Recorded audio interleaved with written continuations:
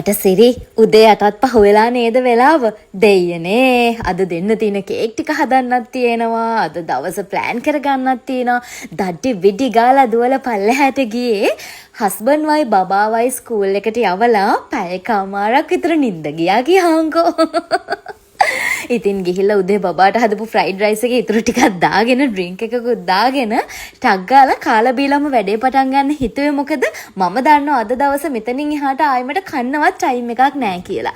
එහෙම තමයි මගේ ජීවිතේ. හැම දවසක්ම එක විදියට ගෙවෙන්නේ නැහැ. සමහර දවස් දිනවා උදේ වෙනවා රෑ වෙනවවත් මන් දන්නේ නැහැ. ඉතින් ඒක නිසා එදා දවස ස්ට්‍රෙස් වෙන්න කලින් පොඩ්ඩක් මයින්ඩ් එක රිලැක්ස් කරගන්න මම මගේ ගෙදර ආසම තැනට ආවා මේ ස්වභාව ධර්මයේ කොළ පාටත් එක්ක ටක් ගාලා කාලා බීම එකක් බීලා මම දන්නවා මෙතනින් එහාට මගේ බඩට අද දවසට මුකුත්ම වැටෙන්නේ නැහැ කියලා. ඉතින් ටක් ගාලා දුවගෙන ආවා කේක් කාමරේට.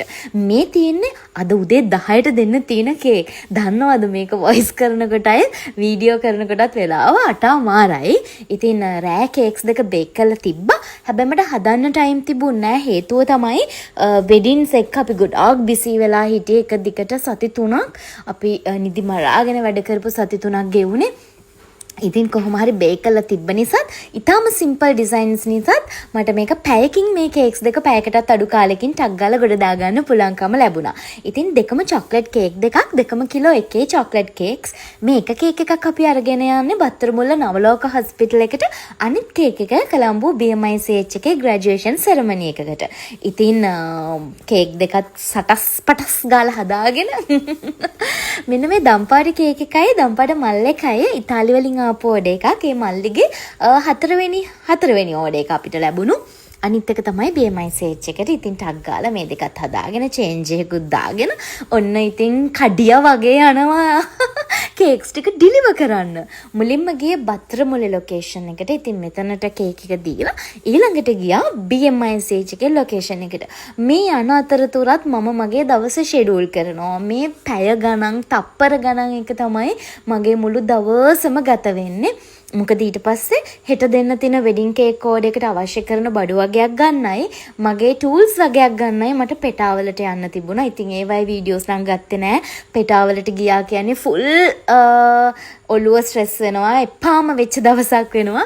හැබැයි ඉතින් එහෙම කියලා කොහොමද ගෙදර ඇවිල්ලා ආයෙම චේන්ජ් එකක් දාගෙන ඔන්න හෙට තියෙන වැඩ ටිකට ලෑස්ති වෙන ගමන් ඉන්නේ. ඉතින් මේකෙත් වීඩියෝ එකක් ඔයාලට අරගෙන එන්නම් වෙනම vlog එකක් විදිහට. ඉතින් මෙතනින් එහාට නම් වීඩියෝ කරේ නැහැ. මොකද මේ වෙනකොට බාගෙට මැරිලා.